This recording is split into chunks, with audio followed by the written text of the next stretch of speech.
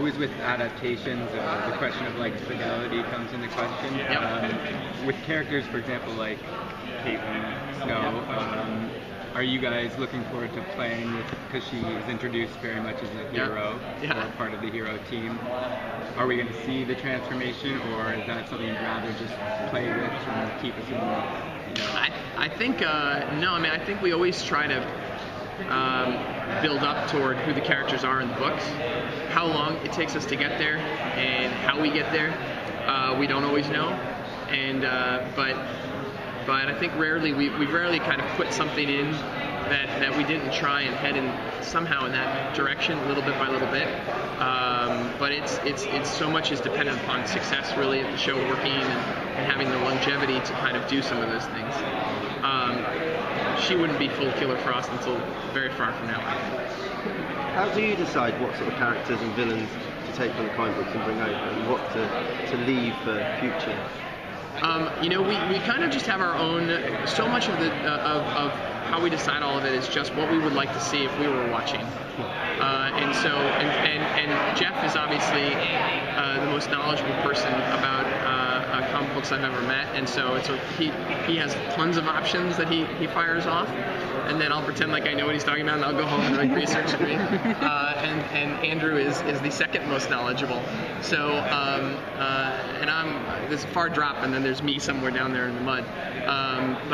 So we just kind of do it that way. I mean, and then it has to really work though in terms of what, so many times we come up with a character first, and then we kind of retroactively go, oh wow, there's someone in the DC universe that's perfect for that.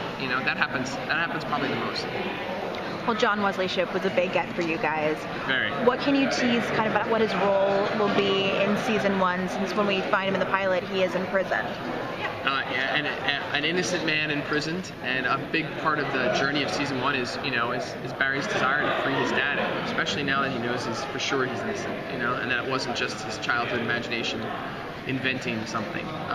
Now he's experiencing himself the same kind of wondrous things that he saw that night. And I think so,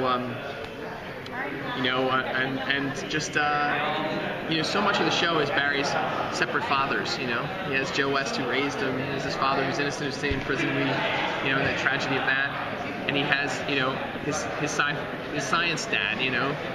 We talk a lot about Searching for Bobby Fischer, and it was a movie that actually had like a kid who sort of was torn between all those different kind of gurus. And so we'll be dealing with all of them in that way. The relationship between Oliver and Barry, do you see like any parallels with him and with Oliver and Roy, kind of the same way that it's like a big brother, little brother situation? I think there's definitely Oliver has certain qualities that make him seem sort of, but I think as we get into hopefully as we get into episode 8, which will be the crossover episode, and they're really on screen together, again, they both have a lot to still learn from each other. And you even saw that last year, hopefully, in the emergence of Barry as a character when he saved Oliver's life. And he wasn't just a fanboy, he was who wanted to learn more about the Arrow, but he was actually like a very valuable part of the team. Gave him his mask. So it's interesting what they have to learn from each other, and hopefully we do it in a way where it's surprising. But it's just going to be nice to have them both on screen together. How much more? I mean, everyone's excited about the crossover event. Yeah. How much more effort and logistics go into that compared to a regular?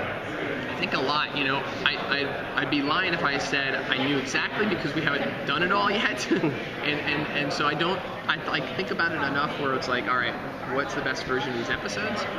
And then as it becomes more and more realistic, it becomes more and more of a nightmare, just in terms of like, wait a second, this person's supposed to be over here shooting this.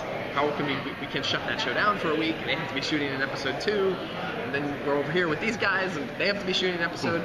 There's a lot of that, and a lot of those kind of like, it's like a battle, and so anyway. But it's a good battle, right? It's always worth it. Yeah, it's definitely worth it. It's worth it because then you get the scenes back, and you see the two of them on a rooftop, or you see, and it feels like the comic books, or at least for me, it felt like when I would read it as a kid, and flipping through the Arrow comic. First thing I would do sometimes with books when I was a kid was flip through it just to see who else maybe showed up, And so it makes the world feel bigger, and Well, you haven't done the crossover yet, but so what is the most challenging thing you've shot so far? Is there something you can tease about? It's a great question. I think definitely without a doubt, it's going to be maintaining the level of visual effects everybody saw in the pilot. Nobody has the same amount of money to make a series episode than they do to have a pilot, so you have to be really smart about where you spend your money, and you have to do it every week. But at the same time, you don't want to. We're not trying to trick the audience into watching the show. Like we want to deliver on the promise of the show. And so it's been where do we spend and how do we spend the money so that we still get some of those same kind of thing. And I think people are going to be really, really. The show operates. We have a lot of heart and a lot of emotion, which is great and surprising, I think, for this kind of show. But the wow factor of the visual effects and some of the sequences that we have coming up, and some of the things we're doing, from crashing trains to gosh, I don't want to give away too much, but what's it like when Flash, saves an entire group of people from a burning building, for the first time, and what's it like when he's not fast enough and loses people, and those are all great things we get to do.